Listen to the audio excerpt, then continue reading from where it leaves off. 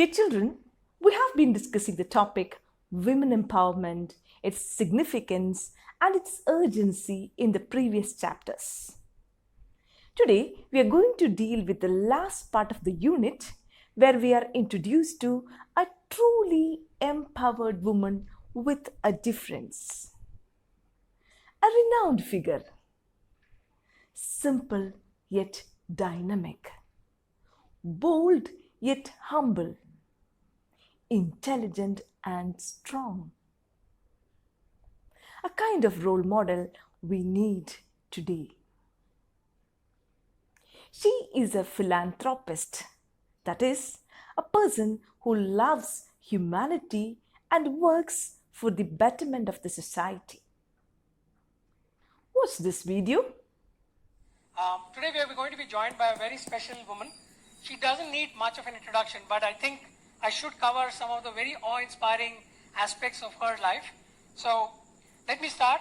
She is a gold medalist in her engineering college. She did her engineering from Bangalore here, and she did her ME from ISC. She did that with distinction. She started her career as an engineer with a company called Telco.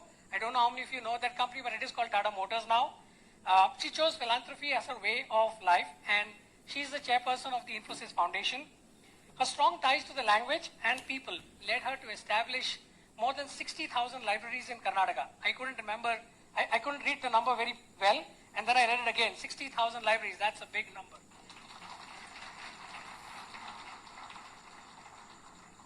She also strongly believes in creating awareness for social causes and has passionately traveled all over the world for this, including various gatherings in universities and in countries like US, England, Kuwait, Saudi Arabia, Singapore, just to name a few countries.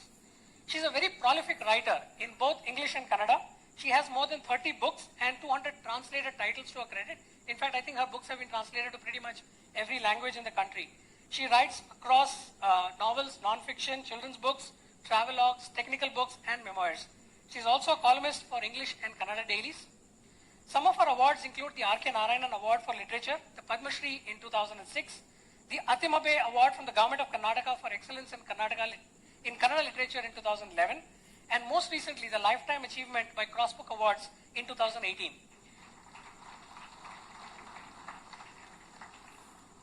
So dear friends, please put your hands together to give a warm flipped-out welcome to philanthropist, author, teacher, Mrs. Sudha Murthy.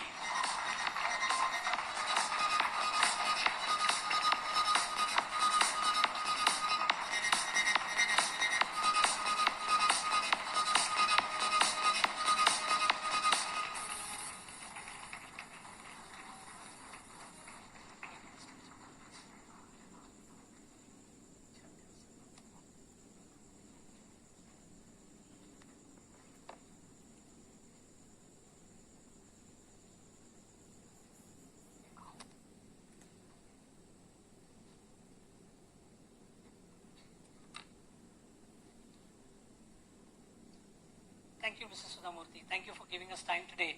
We're really honored to have you with us today. So without any further ado, can we start the talk with your permission, ma'am? Thank you. I think the one most important area in your world of work has been philanthropy. So may I start by asking you, what got you into philanthropy?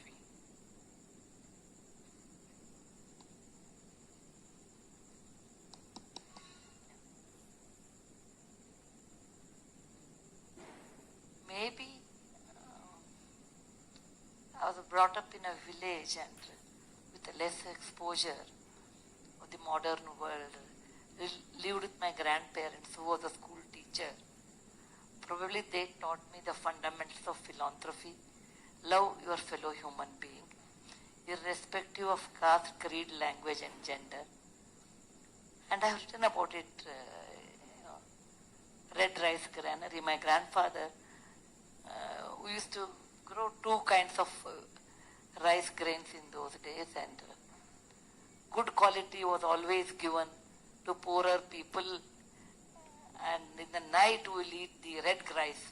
So once I asked why we should eat poorer quality in the night, and whereas people who come for alms and any help, we always give them the best. He said, my grandmother never went to school. She said, God comes in the form of yachaka, that means one who comes and asks, you should give the best. My grandfather was a Sanskrit scholar, he said, no. They insist, our scriptures say, our ancestors have told us, Dhanam priyavak sahitam. Always you should give away the best in you, with the best tongue, with sweet tongue. That is what I think the seed of philanthropy sowed into me when I was 10 years. Such an unassuming personality. Sudha Murthy's philosophical views on charity, hospitality, and self-realization are all reflected in her writings. According to her, money can give us certain comforts, but there are greater joys when you share it with the needed ones. She adds, charity is not just donating money alone. Rather, charity is what could empower and improve society. The present anecdote is a real-life incident taken from her book, The Old Man and His God. Here, she presents us a life in a remote village in Karnataka where a banyan tree and its locality provides shelter to the travelers under its cool shade. Her style is characterized by simplicity, minute observation, and wide range of human behavior. Let's read and reflect. Backward, turn backward, O time in your flight. Make me a child again, just for tonight. Childhood memories are always cherished and nostalgic to remember. This is also the time when we learn to be joyful in every little things. Now, let's have a close look at the title, Horegallu. Horegallu is a Kannada word. The Malayalam counterpart for that word is Chummadatani or Kallatani. Horegallu is a stone that can bear weight. A large flat stone placed horizontally over two vertical ones, thus making a stone bench. In the olden days, the transportation facilities were not available and the villagers had to walk miles and miles carrying heavy loads on their head. The hot summer days were so tiring and the exhausted travelers used to unload their heavy loads on this Horegallu and take some rest before continuing their journey. Thus, Horegallu is very important in a long journey. Now, let's read the story. Hot summer days remind me of my childhood in a little village. There was a large banyan tree right in the middle of the village, and I would spend many hours playing under it during my holidays.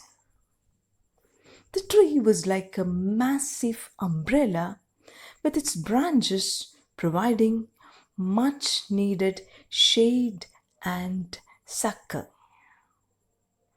Travelers spent some time sitting under it and catching their breaths before going on their way.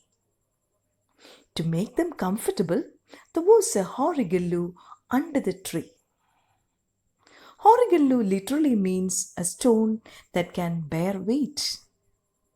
It was a large flat stone placed horizontally over two vertical ones, thus making a stone bench on which anyone could sit and rest a while, chat with a fellow traveler, and exchange news of the road.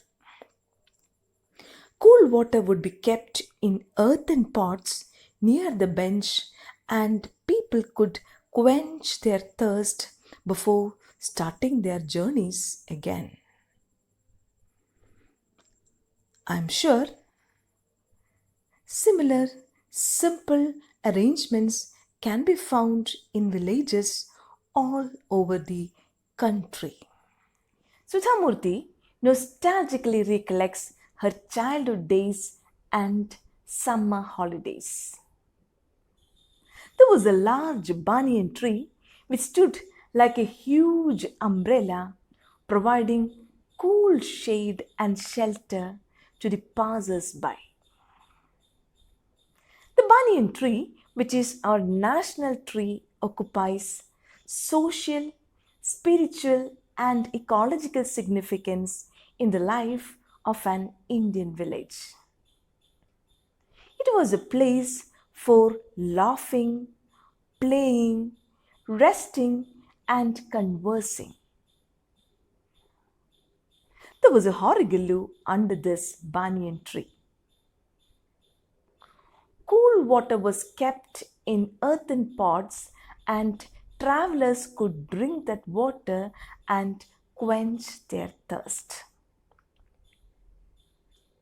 The backdrop of the banyan tree provides a unique glimpse of interconnectedness of life in a rural culture. The Horegallu in our village holds special memories for me as it is inextricably linked with my grandfather. He was a retired school teacher and would spend hours every day sitting under the banyan tree and talking to those resting there. When I would get tired of playing, I would sit next to him and observe the people he was speaking to and listen to their conversation. Most of them were villagers taking a break from their work in the fields nearby. They had to walk long distances each day, carrying heavy burdens on their heads. Tired out by the heat, they would drink the cool water, wash their faces with it, and chat with grandfather. Their conversation would be about their daily lives and worries. The author tells us about her grandfather, who was a retired school teacher. He used to sit under this banyan tree and would spend most of his time talking to the travelers resting there.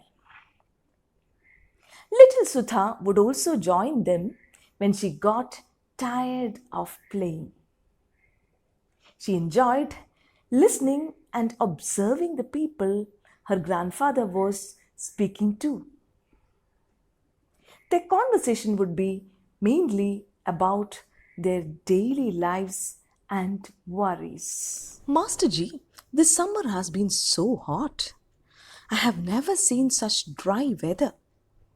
Or, Master Ji, it is getting difficult for me to carry these large loads on my head. Thank God for this Horegallu.